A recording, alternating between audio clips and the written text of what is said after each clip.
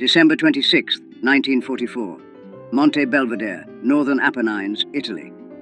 Through morning fog, Oberst Heinrich von Schellenberg watched American troops advancing toward his fortress. "Negroes," his briefing officer had reported with contempt. "The Americans have sent us their weakest troops." Former railroad porters playing soldier. Von Schellenberg, a Stalingrad veteran, studied the men through field glasses. The 370th Infantry Regiment, part of the U.S. Army's 92nd Infantry Division, an all-black unit in a segregated army sent to assault the most formidable German defensive position in Italy, the Gothic Line. Wehrmacht propaganda had prepared German soldiers to expect quick surrender from black American troops. Nazi racial theories declared African soldiers inherently inferior in combat, lacking discipline and courage for sustained fighting. What von Schellenberg didn't know was that marching toward his mountain fortress were men who had endured challenges no German soldier could imagine. They had fought racism in their own army, trained with inadequate equipment, and served under officers who expected them to fail. They carried a burden heavier than their packs, the weight of representing an entire race to a world that doubted them. Within 48 hours, von Schellenberg would send an urgent message to Field Marshal Kesselring's headquarters, a message that would force German commanders to reassess everything they believed about racial combat capabilities. The Germans had laughed, but the laughter died in the mountains. This is the story of how the Buffalo Soldiers of World War II transformed from objects of derision into the sledgehammer that cracked the Gothic Line. Subscribe to the channel if you never want to miss stories like this. Most people don't know this history exists. Help us change that. The 92nd Infantry Division activated in October 1942 at Fort Huachuca, Arizona. 15,000 black soldiers organized into 4 infantry regiments. Their shoulder patch bore a black buffalo, honoring the legendary Buffalo Soldiers of the Frontier Army. But pride couldn't overcome systematic obstacles. The U.S. Army remained rigidly segregated. Black soldiers lived in separate barracks, ate in separate mess halls, and trained under predominantly white officers, many from southern states where segregation was law.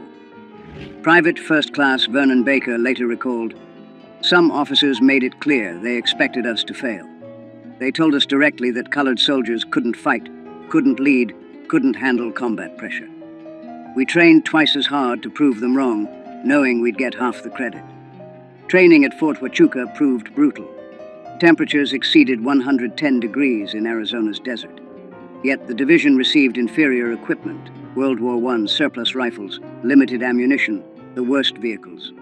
Staff Sergeant Edward A. Carter Jr. wrote, "They give us the oldest rifles, the worst trucks, and officers who've never seen combat. Then they wonder why we're not ready.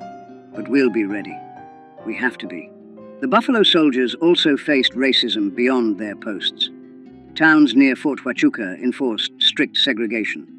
Black soldiers in uniform were refused service at restaurants where German prisoners of war ate freely. The contradiction burned, fighting for freedom abroad while denied basic dignity at home. By June 1944, the division received deployment orders for Italy's Gothic Line, 200 miles of fortifications that Field Marshal Kesselring had spent 2 years building. The line incorporated 2,376 machine gun nests, 479 anti-tank positions, 120,000 meters of barbed wire, and extensive minefields. The Buffalo Soldiers would face this barrier with inadequate artillery support, inconsistent air coverage, and the burden of knowing that failure would confirm every racist stereotype. German propaganda already mocked their deployment. Wehrmacht intelligence dismissed black American troops as third-rate soldiers suitable only for labor duties. The division arrived in Naples in July 1944. General Edward M. Almond commanded, a Virginian whose racial attitudes were well documented. He openly doubted his soldiers' capabilities and maintained relationships with officers who shared his prejudices. Staff Sergeant Johnny Stevens recalled, "General Almond told us we had to prove ourselves, that people were watching. What he didn't say, but we all heard, was that he expected us to fail. That made us more determined than any pep talk could have." By December 1944, Allied commanders faced crisis. The Gothic Line remained unbroken despite months of attacks. Winter approached. General Mark Clark needed a breakthrough before snow made mountain warfare impossible. The mission given to the 92nd Infantry Division: assault the western anchor of the Gothic Line, capture mountain peaks dominating the Serchio Valley, and drive German forces back. Success would open the door to northern Italy. Failure would mean another winter of stalemate and confirmation of every racist assumption about black soldiers. The centerpiece of German defenses was Monte Belvedere, rising 3,830 feet above the Serchio Valley. From its summit, German observation posts could see 50 miles in every direction, calling artillery fire on any movement with devastating accuracy.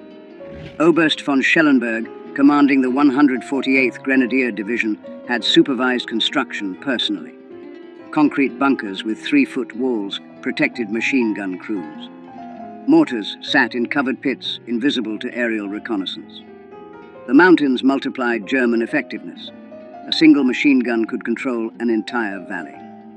Lieutenant Hans Becker wrote to his wife, "The Americans would need wings to reach us.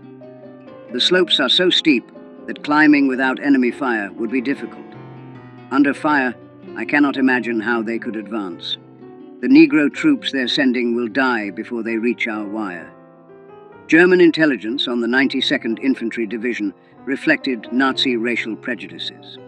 A November 1944 assessment stated, "American Negro units lack combat motivation. They will advance until meeting serious resistance, then retreat or surrender. Division is suitable only for defensive operations or garrison duties." This wasn't based on combat observation. It reflected Nazi ideology that declared non-Aryans inherently inferior. Wehrmacht training manuals advised, "Offer strong initial resistance.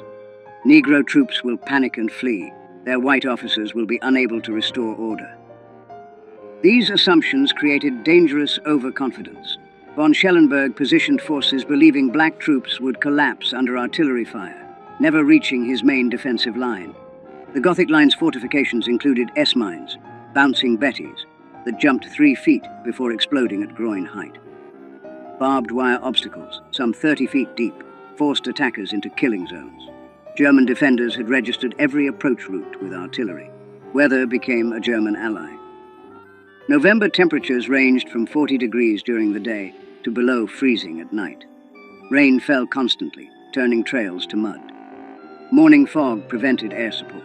Trench foot became epidemic. The 92nd's medical reports showed 847 cases serious enough for evacuation in November alone. Allied artillery and air support proved inadequate. Ammunition shortages plagued Italian operations. The 92nd received only 30% of requested ammunition, while priority went to France. Air support averaged fewer than 10 sorties daily compared to 100 plus in northwest Europe. The Buffalo soldiers studied their objective, knowing they would assault with inadequate preparation. They would attack at numerical parity against prepared defenses, no 3-to-1 superiority that doctrine required. Success depended on courage, determination, and accepting casualties that would horrify commanders who valued their soldiers equally. But these soldiers weren't valued equally. They knew it. The Germans knew it. Failure would confirm every racist assumption. That burden was heavier than the equipment they carried. December 26, 1944. H hour 0600. The attack would begin in darkness, on ice-covered slopes, against an enemy expecting them to fail. December 26th, 05:45 hours. Absolute darkness on Monte Belvedere's lower slopes. Men of Company C, 370 Infantry Regiment, checked equipment one final time. Every man carried 60 pounds up slopes where mountain goats struggled. Staff Sergeant Carter whispered final instructions. "Stay low until artillery stops. Watch for mines. When we reach the wire, Bangalore torpedoes go first. Follow me through. If I go down, the next man takes over. We keep moving until we reach the top, or we're all dead." At 0600, American artillery opened fire. 2,400 rounds in 15 minutes, the maximum allowed. In his command bunker, von Schellenberg smiled. "Only 15 minutes? The Americans are weaker than we thought. The Negro troops are coming." When artillery stopped, 30 seconds of silence. Then American voices shouted, "Move out!" And the Buffalo soldiers began their climb. The slopes averaged 45-degree angles, steep enough that soldiers grabbed vegetation and rocks to pull themselves upward. Some sections exceeded 60 degrees. Men carried rifles slung, needing both hands to climb. Combat loads became torturous after 100 yards of vertical ascent. Private James Hendricks described it. You'd climb 10 steps and need to rest, gasping. Your legs burned. Your shoulders ached. You knew if you stopped too long, you'd never start again. So you climbed, one step at a time, listening for the sound that meant Germans spotted you, machine guns opening fire. That sound came at 6:23. German MG-42s, firing 1,200 rounds per minute, swept slopes with interlocking fire. The first bursts